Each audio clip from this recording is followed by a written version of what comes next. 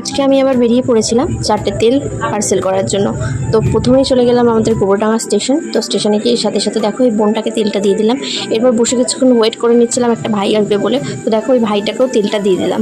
এরপরে প্রথমেই চলে গেছিলাম রাজদীপের সাথে এই পুচকেটার বাড়ি। পুচকেটাকে জাস্ট দেখো কত কিউট, আমার সাথে খেলা করছিল, দূর থেকে খেলা করছিল, বাট কাছে আসলেই কান্না। আর এই দেখো ওর পিমনির কোলে ওর দাদা ভাই উঠেছে, সে কেমনভাবে জাস্ট রেখে যাচ্ছে। আমার এটা দেখতে প্রচণ্ড কিউট লাগছিল। যাই হোক, ওদের দুজনের সাথে একটু খেলাধুলো করে নিই, এই বেরিয়ে গেলাম। তো দেখো ওকে টাটা করছি এখন আমার কাছে আসার জন্য, রীতিমতন কান্না করে দেওয়ার মতন। তো দেখো আমার সাথে আসবে বলে কীরকম করছে। আমারও আসতে খারাপ লাগছিল, কিন্তু কী আর হবে, আসতে তো আমাকে হবেই।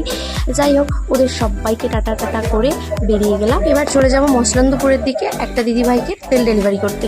তো এবার হলো মেন কারণ, এই দিদিভাইয়ের বাড়ি খুঁজতে গিয়ে আমাদের চিনা হারাম হয়ে গেল।